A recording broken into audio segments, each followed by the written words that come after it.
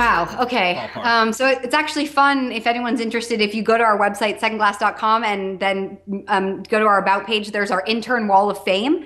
And you can read Saw like that. stories of our past interns because we realized that we had so many cool people that had worked with us and we knew one day they were going to be someone awesome and we wanted to like, and they were helping us out that we wanted to like immortalize them on our Second Glass website. That's awesome. Um, I think we only started doing that a little bit in, and there are probably like 9 people on there. And then I'd say I've probably worked with about 20, maybe 25 interns, like since I graduated school.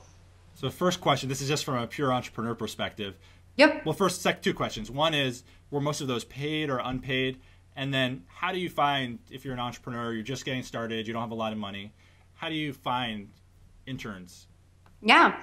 So only 2 of our interns have been paid, and they were interns that took on a much more serious role and were essentially like almost a full-time employee, but they came in 3 days a week full time. And then right before our big events, they literally came in like they were coming in after class and like before their other jobs and like working really, really hard. And so we found a way to like get them a little bit of payment for all of their really, really hard work.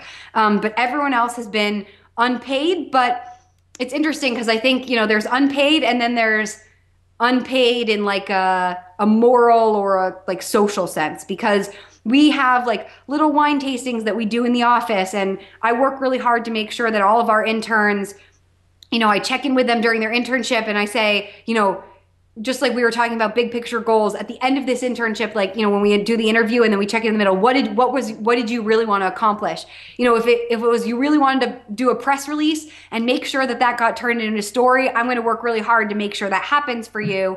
Or, so that when you leave, you can say to your next employer, hey, I had this internship, but I was actually so on top of it. And like, I did all of, XYZ things so that they really do have a list. So while it's unpaid, we really do work to do everything we can to make it really awesome for them.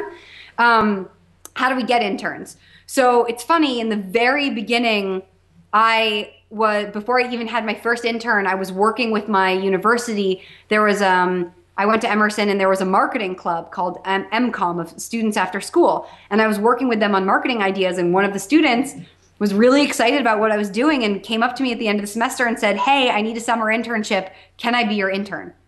And I've actually stayed in contact with her. She comes to Wine Riot all the time. We're trying to convince her to work for us.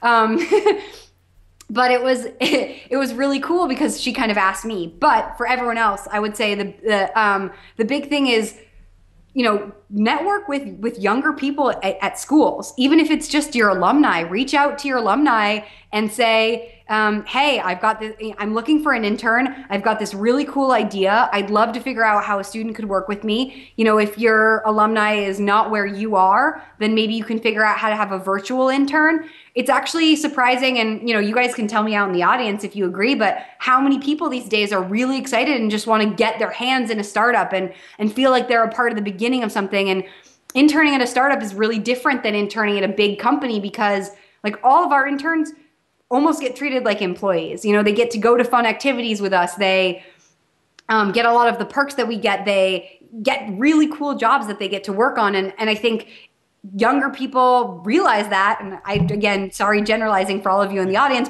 and get excited when they get to do more hands-on real things that they actually can put on their resume and show, look, the job world's getting a little bit hard. I am really that cool. And I have this on my resume. Or, if they're thinking about starting their own company, then it's awesome because then you've seen kind of the eyes of working with other entrepreneur and seeing, wow, these are some of the challenges people have. Now I realize some of the challenges that I might have.